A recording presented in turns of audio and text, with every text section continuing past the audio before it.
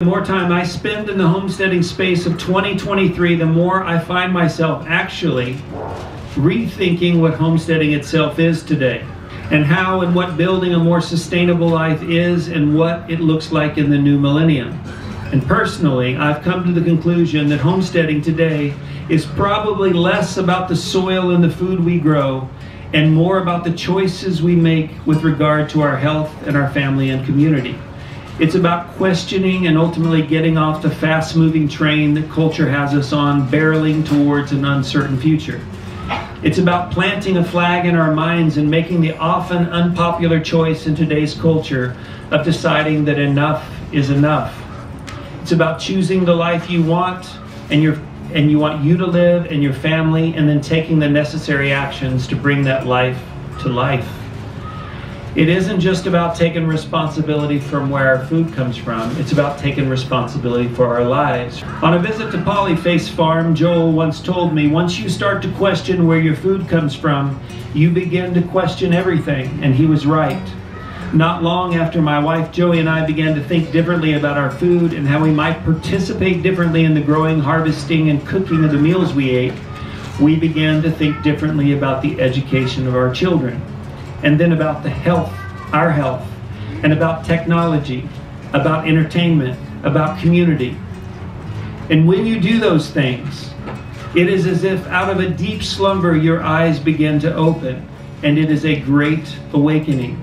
At first just a little bit, but then little by little your eyes open wider and wider, and you begin to see the world and everything in it in new, different ways. Quite often it is shocking. You find yourself in the same places you've always been, but for the first time, you can see right in front of your eyes things that you have never noticed before. One day you will be having dinner in a restaurant with your family, and you will realize there are 15 big screen TVs on every wall, filled with sports and news.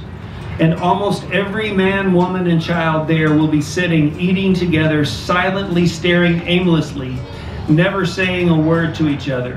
And even if you wanted to, you would not be able to hear it anyway. And you'll also realize that most restaurants are this way now, and you'll think, why have I not noticed this before? And perhaps you will decide to eat at restaurants less and cook at home more. And then one day you will be at Love's pumping gas or Quick Mart, and you'll go in to pay, and you'll be standing in line, and you will look around and realize there is not a single healthy thing available to you in there. Pretty much every item on every single rack, especially junk food and snack wise, is only there to appeal to our lower selves, to the part of us that craves sugar, caffeine, and junk. It is as if there is no conscience at all to help the buyers be better people. They want us to be unhealthy, or more likely, they want our money at whatever cost. And you will be dumbfounded and begin to think, I'm not sure I want to buy gas here, or participate in what's happening. Or you'll be standing in the checkout line at Walmart, at Kroger, like you've done hundreds of times, and you will look up and you will realize that as far as you can see, everyone, and I mean almost every single person in the store, is 50 to 100 pounds overweight. Every cashier, deli worker, bagger, every other person, and you will think to yourself, have I not noticed this before? And you will look at yourself and your choices differently.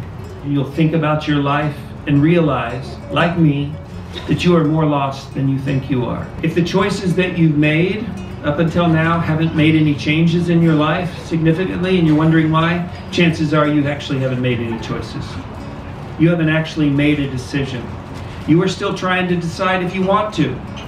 Because once you decide, once you truly decide to do something, everything will change. And I want to encourage you, now is the time to do it, because the truth is, now is all each of us have.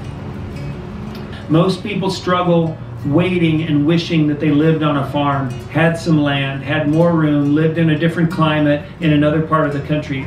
But I'm here to tell you, if you are not happy with where you are now, you will not be happy somewhere else. If you are not happy with little money, you will not be happy with a bunch of it. It does not work that way. Bloom where you are planted.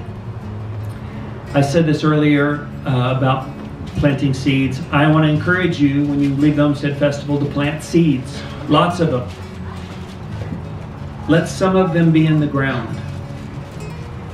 And what I mean by that is there's so much opportunity to plant different kinds of seeds, and not just in our children, in strangers, and all sorts of people, because it's the same. You're planting a thought of goodness or a possibility, or you're believing in someone, or you're opening a door, or something else is a seed, and God is going to do something with it. We are the planters. Plant seeds. Let some of them be in the ground.